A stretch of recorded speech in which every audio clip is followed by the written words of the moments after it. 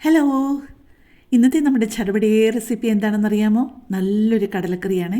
തേങ്ങയൊക്കെ അരച്ച് കടുകൊക്കെ താളിച്ച് അപ്പത്തിനും ഇടിയപ്പത്തിനും ഒക്കെ പറ്റുന്ന നല്ല ഒരു കടലക്കറി.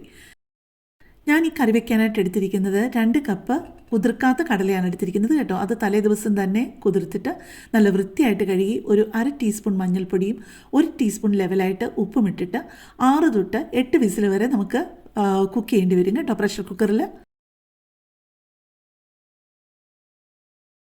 ആ പാൻ ചൂടായി വന്നപ്പോഴേക്ക് 1 ടേബിൾ സ്പൂൺ നെയ്യാണ് ഞാൻ ഒഴിച്ചു കൊടുത്തത്. അതിലേക്ക് 3 ചെറിയ കഷ്ണം കറുവാപ്പട്ടയും 4 ഗ്രാമ്പൂവും 3 ഏലക്കയും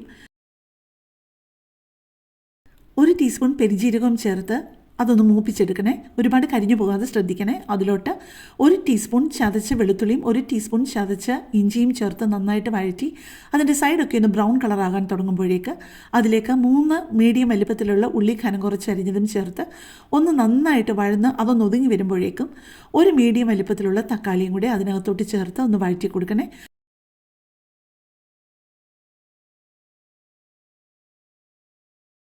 ആ തക്കാളി ഒരു പകുതി പരുവമാകുമ്പോഴത്തേക്ക് 1/4 കപ്പ് ചെറുകിയ തേങ്ങ കൂടെ അതിനകത്തോട്ട് ചേർത്ത് നന്നായിട്ടൊന്ന് വഴറ്റി കൊടുക്കണേ. തേങ്ങ ചെറുകിയത് കൊണ്ട് നന്നായിട്ടൊന്ന് വഴറ്റി കഴിയുമ്പോഴേക്ക് അതിനകത്തോട്ട് ചേർക്കാനുള്ളത് കാശ്മീരി ചില്ലി പൗഡർ 2 ടീസ്പൂൺ ലെവലായിട്ടും മല്ലിപ്പൊടി 3 ടേബിൾ സ്പൂൺ ലെവലായിട്ടും മഞ്ഞൾപ്പൊടി 1/4 ടീസ്പൂൺ ലെവലായിട്ടുമാണ്. പൊടികൾ ഇട്ട് കൊടുത്തു കഴിഞ്ഞ് കഴിഞ്ഞാൽ വലിയ ഫ്ലെയിമിൽ ഇടരുത് കേട്ടോ. പിന്നെ നിങ്ങൾക്കത് കരിഞ്ഞു പോകുന്ന പേടിയുണ്ടെങ്കിൽ കുറച്ച് നേരം നന്നായിട്ട് വഴറ്റണം എന്നുണ്ടെങ്കിൽ ഞാൻ എപ്പോഴും ചെയ്യുന്നത് പോലെ ഇപ്പോൾ ഇതിനകത്ത് കാണിച്ചതുപോലെ ഇടയ്ക്കിടയ്ക്കൊന്ന് വെള്ളം കുടഞ്ഞു കൊടുത്താൽ മതി കേട്ടോ. അതെല്ലാം നന്നായിട്ട് വഴന്ന് കഴിയുമ്പോഴേക്കും കുറച്ച് നേരം അത് നല്ലതായിട്ട് തണുക്കാൻ വെച്ചിട്ട് മിക്സിയുടെ ജാറിൽ ഒരു 1/2 കപ്പ് അല്ലെങ്കിൽ മാക്സിമം 3/4 കപ്പ് വെള്ളം കൂടി ഒഴിച്ചിട്ട് നന്നായിട്ട് അതൊന്ന് പേസ്റ്റ് പോലെ ആക്കിയെടുക്കണം. ഇപ്പോൾ ചെയ്തത് ആ പാനിലേക്ക് 2 ടേബിൾ സ്പൂൺ വെളിച്ചെണ്ണ ഒഴിച്ചു കൊടുത്തത്. നിങ്ങൾക്ക് അതിന് പകരം നെയ്യ് വേണമെന്നുണ്ടെങ്കിലും ചേർക്കാം കേട്ടോ. പിന്നെ നമ്മൾ അരച്ച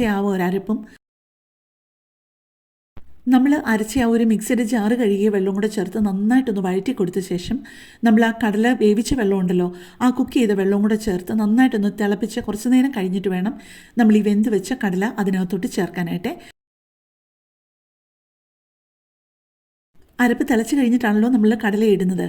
കടല അങ്ങനെ ഒരു 5-8 മിനിറ്റെങ്കിലും അങ്ങനെ ചെറിയ ഫ്ലെയിമിൽ കിടക്കണേ. എന്നിട്ട് നമുക്ക് 1 ടീസ്പൂൺ പെരിഞ്ജീരകവും 5-6 ഉള്ളിയും 2-3 വറ്റൽമുളകും 2-3 തണ്ട് കറിവേപ്പിലയും ചേർത്ത് ഒന്ന് താളിച്ച് നമ്മൾ തയ്യാറാക്കി വെച്ചിരിക്കുന്ന കടലക്കറിയിലോട്ടൊന്നൊഴിച്ച് ഇളക്കി കഴിഞ്ഞ് കഴിഞ്ഞാൽ അപ്പത്തിനും ഇടിയപ്പത്തിനും പുട്ടിനും ഒക്കെ പറ്റുന്ന നല്ല ഒന്നാന്തരം കടലക്കറി റെഡി.